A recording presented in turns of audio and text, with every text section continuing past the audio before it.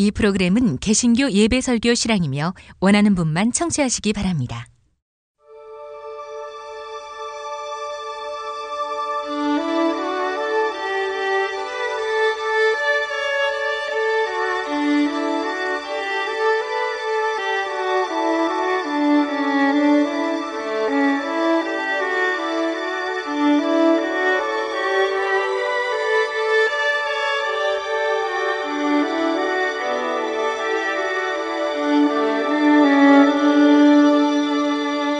성서와 세상.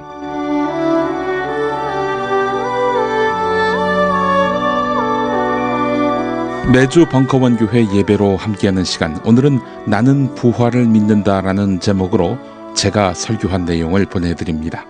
광고 듣고 시작하겠습니다. 참치의 맛은 좋은 참치가 좌우합니다. 구이동 대양 참치가 그렇습니다. 무한 리필에 더한 무한 감동. 직접 경험해보세요. 구이동 대양 참치 02-455-8087.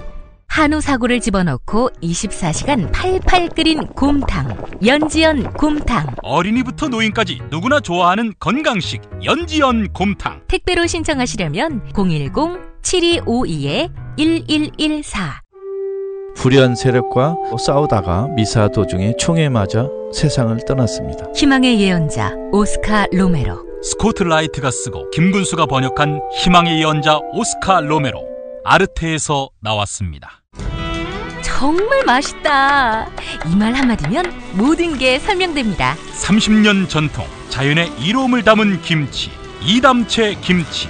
1544-4586 1544-4586. 중고차를 믿고 거래할 수 있는 조광래 중고차입니다. 대표번호 1800-9538. 고맙습니다.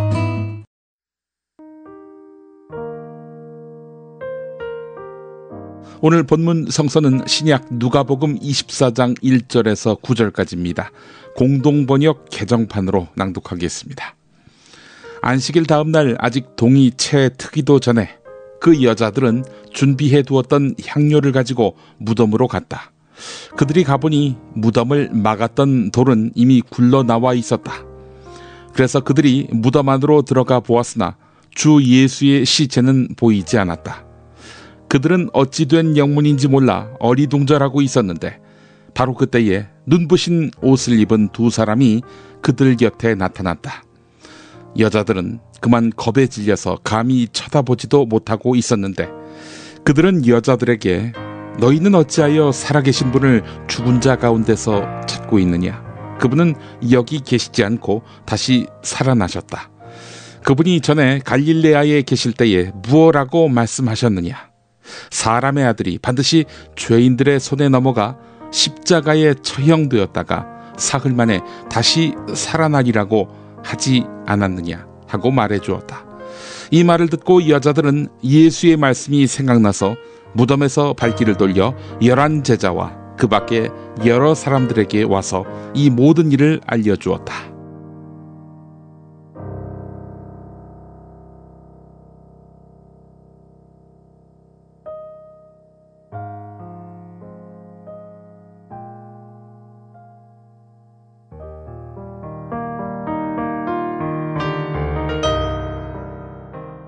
오늘은 부활절입니다. 죽음을 딛고 다시 살아난 예수의 이야기를 다루겠습니다. 오늘 본문이 주목한 사람들은 예수의 시신에 향유를 뿌리러 온 여성들입니다. 이야기를 들어보니까 이스라엘은 무척 습하고 더워서 시신의 부패 속도가 상당히 빠르다고 합니다. 그래서 악취를 줄이기 위해서 시체에 향유를 바른다고 하는데요. 이걸 하려고 온 것입니다. 이들은 예수님이 부활했을 거라고 꿈에도 생각하지 않았습니다. 그런데 예수님의 시체가 없어졌습니다. 여인들은 크게 당황했습니다. 누가 훔쳐간 거 아닌가 하는 생각 때문인데요. 시신이 사라진다는 것은 어떤 의미일까요? 죽은 사람을 내 몸과 같이 사랑한 사이였다면, 예컨대 가족이라면 그 낭패감과 슬픔을 말로, 글로서는 모두 표현 못할 것입니다. 예컨대 세월호 실종자 가족이 유족이 됐을 때, 즉 자녀가 인양됐을 때 아직 인양되지 않은 가족으로부터 축하받은 그런 일화를 기억하십니까? 자녀가 시신이 돼서 나왔는데 축하하다니. 그게 그렇지 않습니다. 지금도 미수습자 가족인 분들, 그 천근만근인 마음은 굳은살이 돼버린 지 오래입니다. 부디 DNA라도 확인할 수 있다면, 온전한 시신 형태로 인양될 것은 기대도 안 하고, 다만 DNA라도 확인될 수 있는 그런 존재라도 인양된다면 하는 마음뿐일 것입니다. 2000년 전으로 다시 돌아가 봅니다. 예수의 시신이 사라졌습니다. 이 여인들 중에 누구도 예수님이 부활했을 거라고 상상조차 하지 못했습니다. 이때 천사가 나타납니다. 그분은 여기 계시지 않고 살아나셨다. 네, 이렇게 힌트를 줄 때까지도 부활은 상상도 못했습니다. 그 여인들이 예수님의 다시 살아나심을 짐작조차 못했다는 점, 어떻게 생각하십니까? 저는 이 부분에서 큰 감동을 받았습니다. 사실 예수님은 돌아가시기 며칠 전 자기가 고난받은 다음 살아서 나타날 것이다, 이렇게 예고한 바 있었습니다. 누가복음 9장 22절로 가보겠습니다.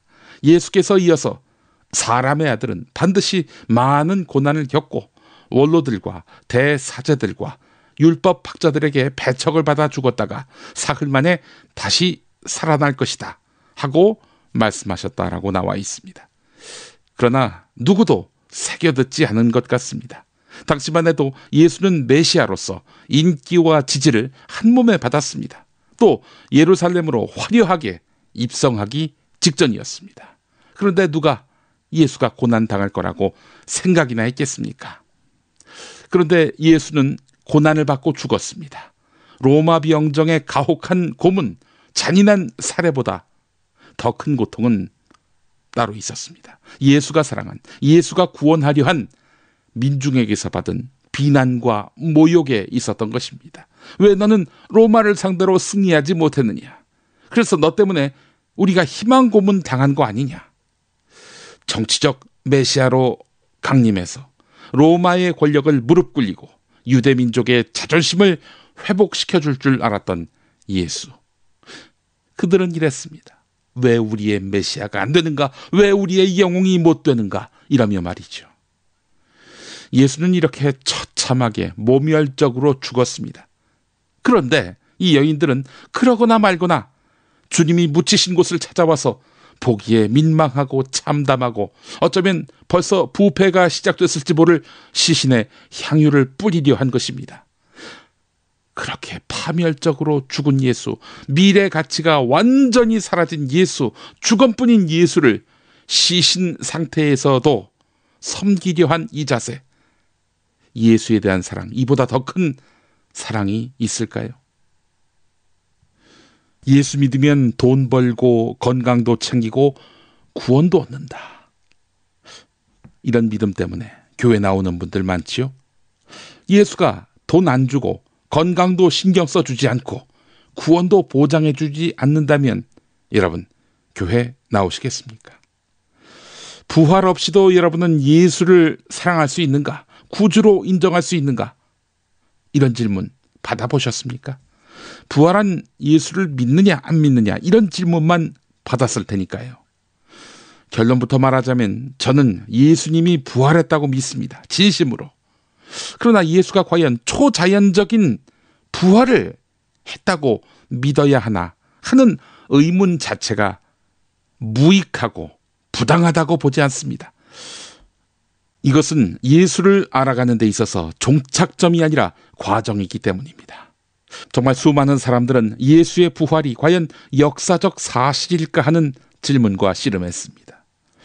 문제는 예수의 부활이 사실일까? 이를 판단할 근거가 매우 부족하다는 점입니다. 2000년 전 변방 식민지 땅에서의 사건의 진실을 규명하는 것은 물리적으로 불가능합니다. 초자연적 사건, 즉 만화 같은 사건은 더욱 불가능합니다. 그런데 아주 적은 수의 근거지만 그 근거는 한결같이 예수의 죽음, 예수의 부활을 웅변합니다. 그 근거가 무엇이냐? 예수가 죽었고 다시 살아났다는 진술입니다. 예수의 부활을 증명하고 증거하다가 붙잡혀서 사형당한 예수의 제자도 여럿 있었습니다. 이 제자들이 그렇다면 거짓말을 했을까? 한두 명도 아닌데 집단 창난에 빠졌다고 하면 모르겠지만 제자들이 집단 창난에 빠졌다는 걸 입증하기는 더 어렵습니다. 그렇다면 그 다음은 상식에게 물어야 합니다. 자연과학 속에서 과연 죽은 생명체가 다시 살아날 수 있겠는가 하는 물음을 던지게 되는 것이죠. 여기서 답을 찾게 된다면 예수 부활은 과학적으로 입증할 수 있게 됩니다. 또는 예수의 부활이 사실이 아님을 과학적으로 입증할 수 있게 됩니다. 그래서 기독교 신자인 서울대 우종학 교수의 글에 주목하게 됩니다. 우종학 교수 말로는 과거엔 밀폐된 공간에서 생겨난 초파리가 실은 무에서 유로 창조된 것이라고 믿는 사람들이 많았는데, 만약에 이 가설이 맞는다면 죽은 몸이 살아있는 몸으로 바뀌는 부활 역시 자연과학적으로 입증 못할 일이 아니라는 것입니다. 그런데 나중에 확인되고 규명된 사실은 무엇입니까? 초파리가 무에서 유로 창조된 게 아니다, 이겁니다. 따라서 자연과학적으로 무에서 유가 태어나는 일은 없다는 것입니다. 자연과학은 부활을 증명할 수 없는 것입니다. 그래서 예수의 부활을 자연과학적으로 설득 가능하도록, 설명 가능하도록 하는 여러 설이 나왔습니다. 요컨대 예수는 죽지 않았거나 예수의 부활은 가공된 것이란 설명입니다. 한국 컴퓨터 선교회 홈페이지에 상세히 소개됐는데 요약해 보겠습니다. 첫 번째, 기절설입니다. 예수님이 죽으신 게 아니라 잠시 기절하셨다는 겁니다. 예수님이 십자가상에서 졸도하셨고 깨어나 보니까 무덤이었다는 것입니다. 그래서 예수님이 무덤문을 열고 나오셨다는 주장입니다. 그런데 당시 무덤문은 철저하게 잠근 상태였고요. 주의 경계는 삼엄했습니다. 왜냐? 예수는 혁명가였기 때문입니다. 내란 선동범이었기 때문입니다. 게다가 예수님은 이미 엄청난 채찍질을 당했고 모진 고문까지 당해서 탈진됐습니다. 허리에 자상까지 입었습니다. 아니, 그런 분이 감기 앓는 와중에 푹 자고 난 다음 훌훌 털고 일어나서 문을 열고 나오듯 무덤문을 열고 나왔다는 것일까요? 상식으로는 설명이 안 됩니다. 두 번째, 이 무덤은 아닌가비어 사태입니다. 여인들이 엉뚱한 무덤, 즉 빈 무덤에 가서는 예수가 사라졌다, 그러니 예수님이 부활하신 거다, 이렇게 봤다는 것입니다. 하지만 누가복음에 나와 있는 대로 여인들은 무덤 장소를 정확하게 기억했습니다. 그리고 그곳을 찾아갔습니다. 그 여인들은 예수님의 장사를 치른 후 열흘 40일도 아닌 불과 이틀 만에 찾아갔습니다. 여럿이 함께 딴 장소로 오인할 가능성은 높지 않습니다. 세 번째로 환상설입니다. 예수님의 고난에 동참하기는커녕 부인하고 도망하기 급급했던 제자들이 죄송한 마음에 예수님을 내 마음에 부활하신 것으로 굳게 믿은 것에 불과한데 그것이 나중에 예수가 육신으로도 부활했다, 이렇게 와전된 것입니다. 그러나 구체적인 장소에서 또 특정된 사람들 앞에서 나타나신 것이 성경에 기록되어 있습니다. 그리고 예수를 눈앞에서 본 제자들이 그 주장을 펼친 것이라면 와전의 여지는 없습니다. 아예 새빨간 거짓말을 했다라고 하면 모를까. 그래서 마지막은 도난설입니다. 제자들이 예수님 시신을 훔쳐놓고는 저기 아무도 안 계시네? 예수님은 부활하셨어 라고 우겼다는 것입니다. 즉 거짓말을 퍼뜨렸다는 말입니다. 알버트 슈바이처가 쓴 예수 생애 연구사라는 책에 소개된 연구 결과기도 합니다. 슈바이처는 이 책에서 예수의 생애가 어디까지가 역사적 사실이고 어디까지가 지어낸 이야기인지를 규명하려 했던 지난날의 연구 역사를 정리했습니다. 이 연구를 역사적 예수 연구로 부르기도 합니다. 지금도 기성교회에서는 매우 불온한 연구로 보고 있는데요. 그 첫 테이프를 끄는 연구자는 18세기 사람 헤르만 사무엘 라이마루스입니다. 이 사람은 예수와 그의 제자들의 목적이란 책을 내놓았습니다. 라이마루스는 실사판 예수를 알기 위해서는 우선 제자들을 예수로부터 분리해야 한다, 이렇게 주장했습니다. 책 제목에서 드러나듯 저자는 제자들이 왜 예수를 신으로 그리스도로 포장하려 했는지 그 목적성을 규명하는 데 힘을 쏟았습니다. 라이마루스의 주장은 이렇습니다. 이렇게 요약됩니다. 진짜 예수는 정치혁명가였는데 그의 정치혁명은 실패했다. 자, 실패한 것이 못내 아쉬웠던 제자들이 여기에 신화를 섞는다.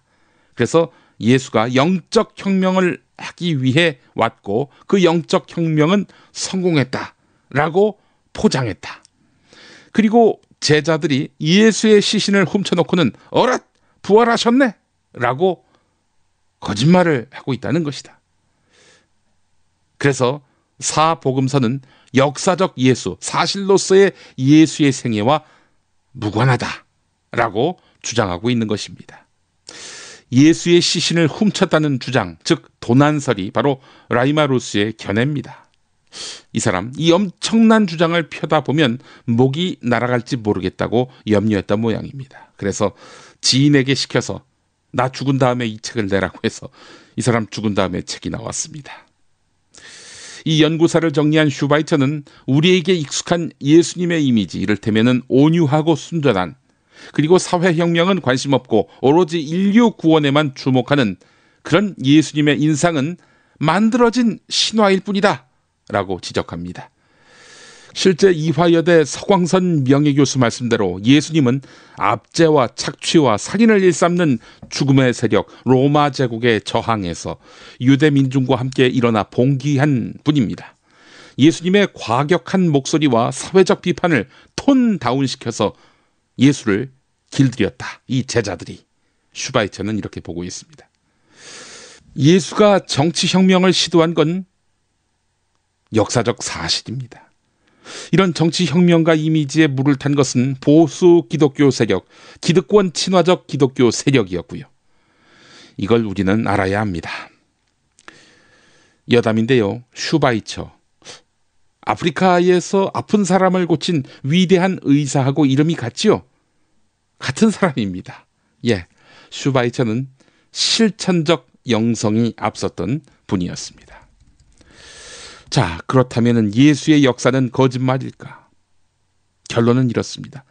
예수의 역사가 진실인지 아니면 지어낸 이야기인지 규명할 수 없답니다. 사실 규명할 수단이 없었습니다. 슈바이처의 이 연구는 1906년에 나온 건데 그때만 해도 고고학이 잘 발달돼 있지 않았습니다. 고고학이 발달돼 있다 하더라도 지금 이 시점에서 2000년 전 예수의 삶을 진실 혹은 과장 이렇게 딱 구분짓기도 쉽지 않습니다. 불투만이라는 신학자에 의해서 역사적 예수에 대한 연구가 재개됩니다. 한참 뒤에 말이죠. 불투만의 결론은 이러합니다. 예수의 역사는 신화적인 면이 많다. 그렇다고 신화면 다 거짓말인가? 또 사실이면 그 자체로 진리인가? 사실이 아니라고 진리가 아닌 게 되는가? 예수가 동정녀 마리아 몸에서 나와야만 그리스도인가? 눈먼 자, 주저앉은 자, 죽은 자를 기적적으로 고쳐야만 그리스도인가? 죽었다가 다시 살아나 승천해야만 그리스도인가? 설령 그것이 사실이 아니라고 해도 그것을 거짓말로 매도하지 말고 설령 제자들이 부풀리고 키워도 그것을 사기라고 매도하지 말자. 이게 바로 제가 요약한 불투만의 시각입니다. 이 말이 잘 이해가 안 되십니까? 또 혹은 시험에 드십니까?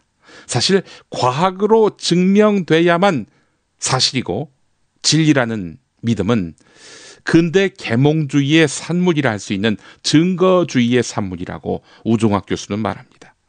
우종학 교수는 또 부활은 과학으로 증명되는 것이 아니다. 과학으로 입증된다면 믿음이 필요 없지 않은가? 그것은 지식이 돼버리고 지식은 받아들이면 된다라고 했듯 불투만은 증거주의 그 위에 있는 하나님을 보라고 이야기합니다. 과학이, 이성이, 하나님의 실존하심, 예수의 그리스도 되심을 다 규명할 수 있다면 우리가 믿을 필요가 뭐 있습니까? 교과서에서 배우면 되지요.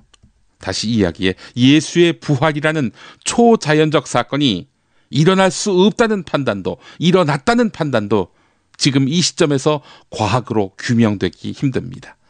그러나 적어도 여러 증언을 통해서는 부활이 사실임이 적시되고 있습니다.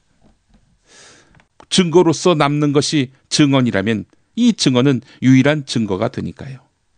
이래도 미덥지 않으십니까? 초자연적 현상, 즉 죽을 사람이 살아나고 살 사람이 죽는 것은 어떻게 규명할 수 있을까? 못합니다. 비과학적, 초자연적 현상, 그러면 다 구랍니까?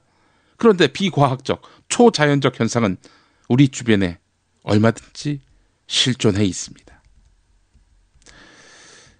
이 예수 부활에 대한 믿음이 자연과학적으로 규명되느냐 마느냐의 문제에 함몰되다 보니 부활신앙은 단 한치도 성숙되지 못하고 있습니다. 예수의 부활이 2000년 전 사건에 머물다 보니 2000년 후와는 완전히 무관한 사건이 돼버리고 있는 것입니다.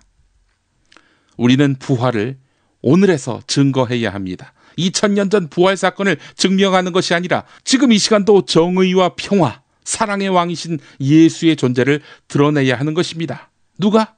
예수의 심장, 예수의 손과 발이 되기로 자임한 우리가 말입니다.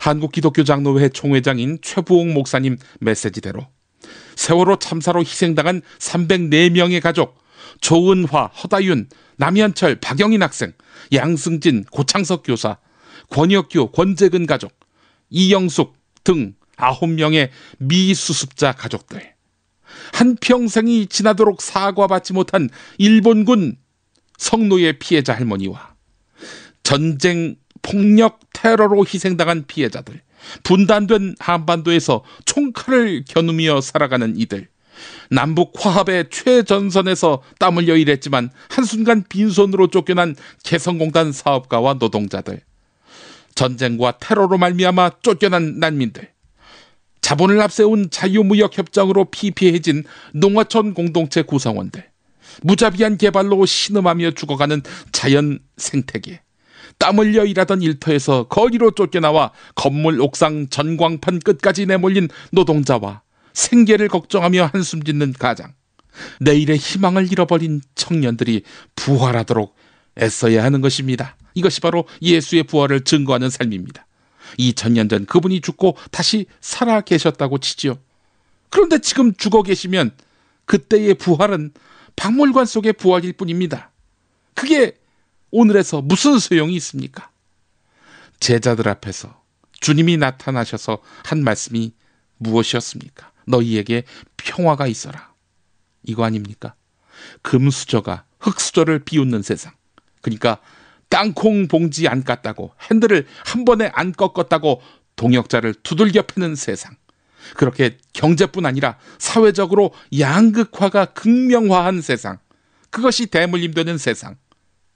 이 세상을 뒤집는 것입니다. 그게 바로 예수의 부활을 증거하는 것입니다. 이뿐 아닙니다. 나쁜 정치 몰아내고 민중이 주인되고 분단이 타파되고 평화가 뿌리 내리는 세상, 이 세상을 일구는 것이 예수의 살아계심을 증거하는 것입니다. 그런 의미에서 부활을 승리의 날로만 기념한 것은 잘못입니다.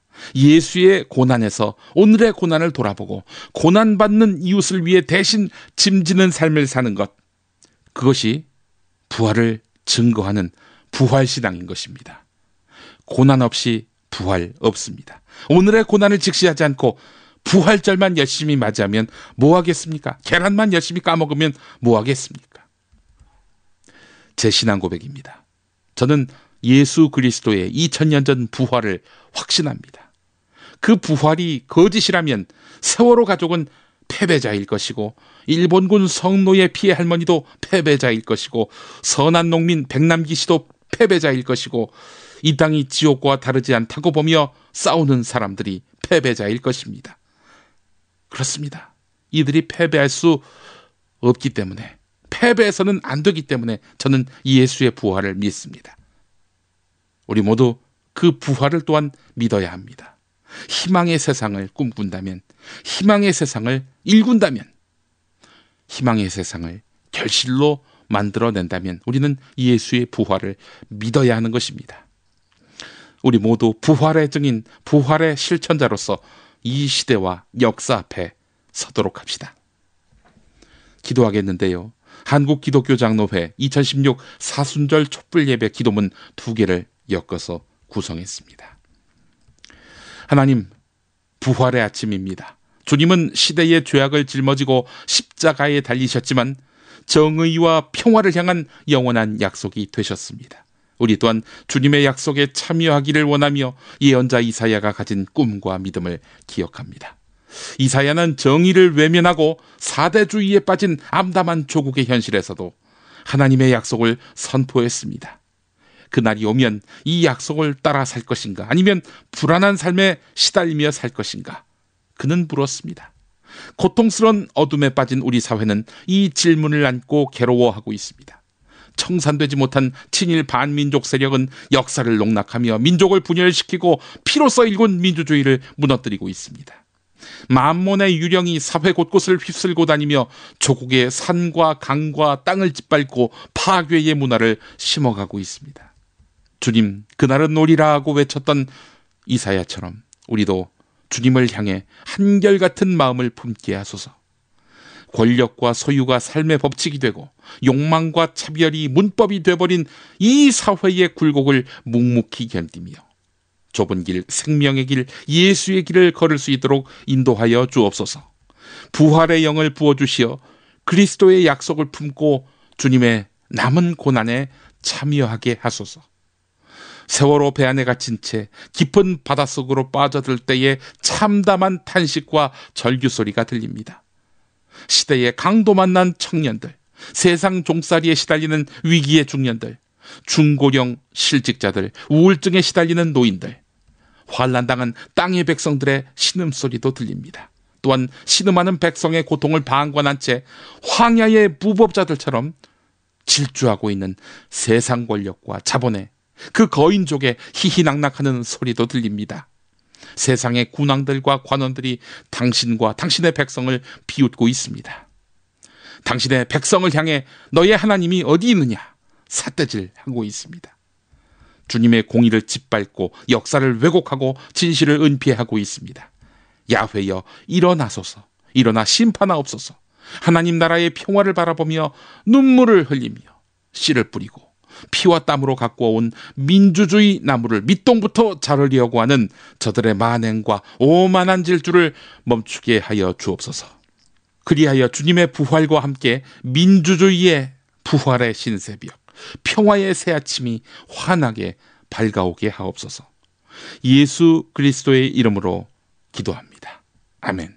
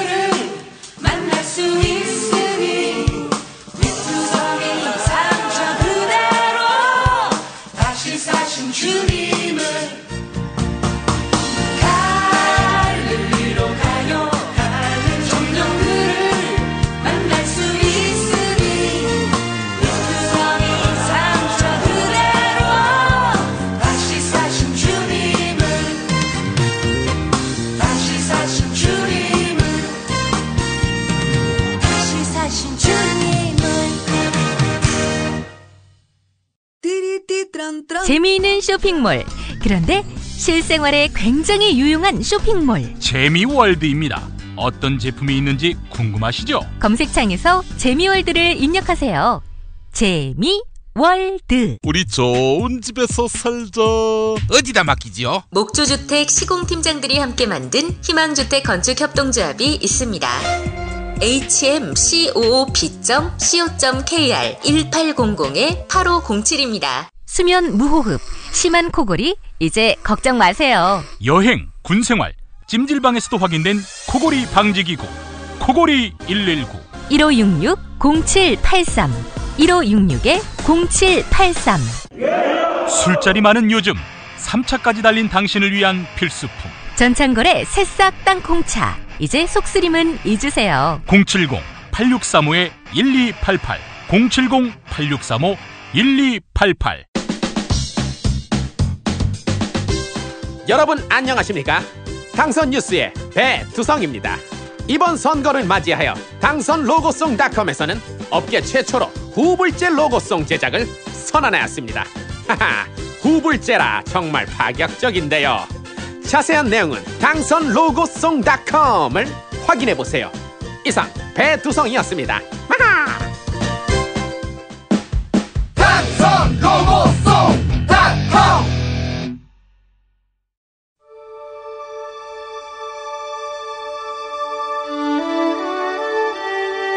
성서와 세상.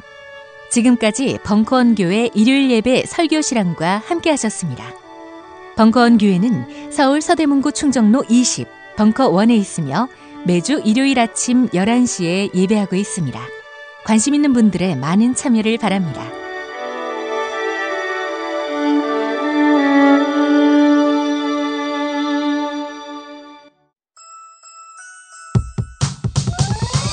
이번 방송 괜찮았나요? 작별의 여운 이렇게 표시해주세요. 다운로드하기, 댓글 달기, 구독하기, 별점 주기. 더 좋은 방송 만들어달라는 약속 이렇게 응원해주세요. 다운로드하기, 댓글 달기, 구독하기, 별점 주기. 기억하셨죠? 다운로드하기, 댓글 달기, 구독하기, 별점 주기.